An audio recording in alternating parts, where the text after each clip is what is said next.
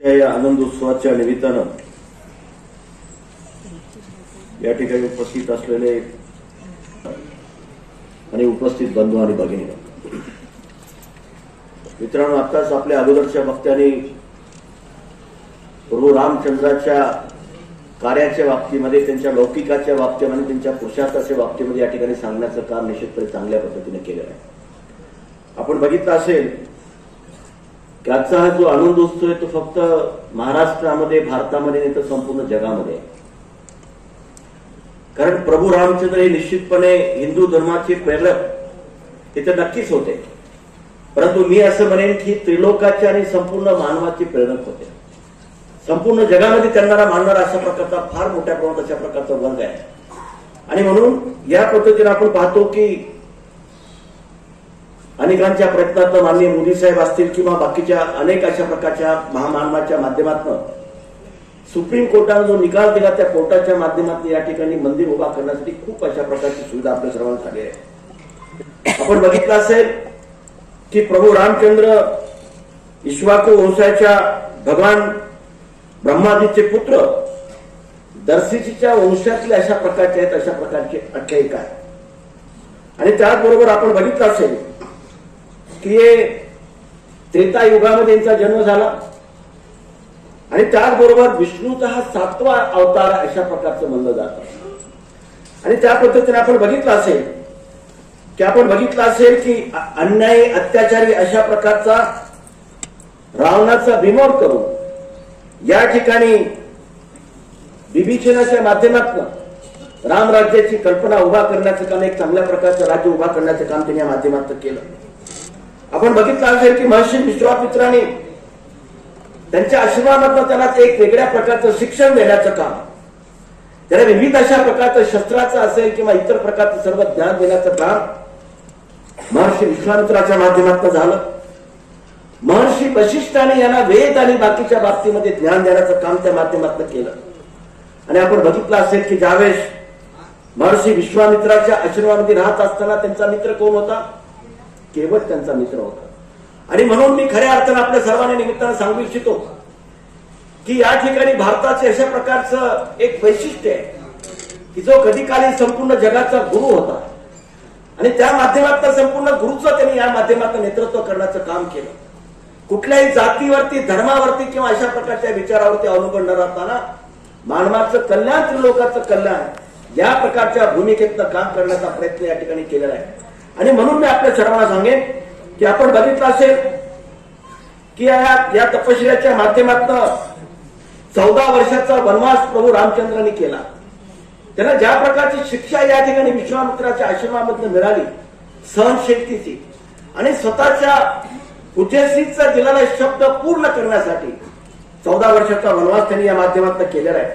आणि आपण बघितलं की ज्यावेळेस माता सीतेचा त्यांनी स्वीकार केला, एका पुरुषार्थ अशा प्रकारच्या त्या ठिकाणी एका धनुष्यबाणाचा या ठिकाणी शिरछेद करून त्या माध्यमातून माता सीतेचा स्वीकार करण्याचं काम त्या माध्यमातून केलेलं आहे.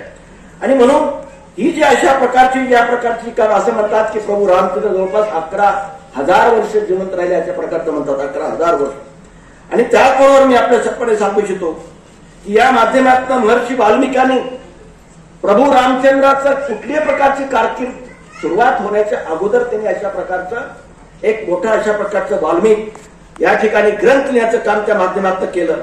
आणि त्याच्यानंतर रामचरित्र मानस तपस्वी तुलसीदासजीने लिहिण्याचं काम त्या माध्यमातून केलं आहे. आपण बघितलं असेल की आतापर्यंत गेल्या 70 वर्षामध्ये या ठिकाणी प्रभू रामचंद्राची आठवण न होताना, प्रभू रामचंद्राचं कुठल्या प्रकारचं मंदिर न उभा करता या माध्यमातून आज 500 वर्षानंतर आपल्या सर्वांची जी इच्छा होती, भावना होती, त्याला पूर्ण करण्याचं काम या ठिकाणच्या अनेक कार्यसेवकांनी, अनेक अशा प्रकारच्या या माध्यमातून साधू संतांनी करण्याचं काम त्या माध्यमातून केलेलं आहे.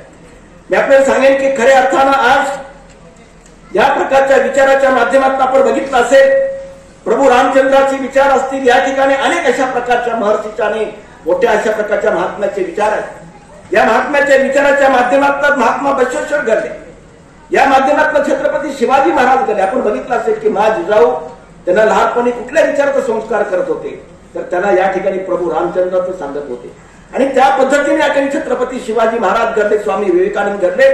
आणि याच प्रकारची प्रेरणा घेऊन खऱ्या अर्थानं आज आपण पाहतोय की आपण बघितलं असेल की ज्या पद्धतीने 18व्या शतकामध्ये राष्ट्रभक्त स्वामी विवेकानंद संपूर्ण जगाला भारताची ओळख करून दिली शिकागोच्या माध्यमातून.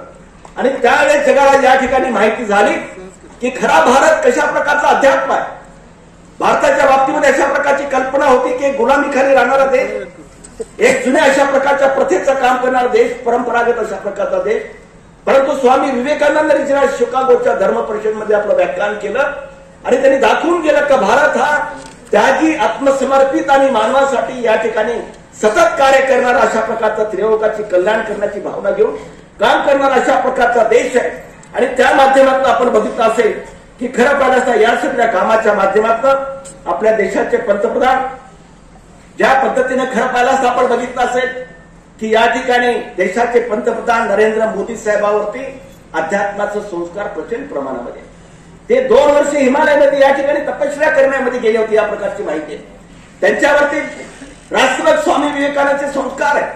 आणि त्यामुळेच आपण बघितलं असेल की खऱ्या अर्थाने या माध्यमातून प्रभू रामचंद्राचं मंदिर करण्यासाठी ज्या पद्धतीनं या ठिकाणी हनुमंतांनी ज्या प्रकारे प्रभू रामचंद्राची सेवा केली, त्या पद्धतीनं आज देशाचे पंतप्रधान प्रभू रामचंद्राचं मंदिर उभा करण्याचं काम या ठिकाणी करतायत. आणि म्हणून अशा प्रकारच्या पंतप्रधानाच्या माध्यमातून या निमित्तानं सांगू इच्छितो की खरं पाहिलं असता एक मानवाचं कल्याण आणि त्रिलोकाचं कल्याण करण्याचं काम या माध्यमातून करतायत.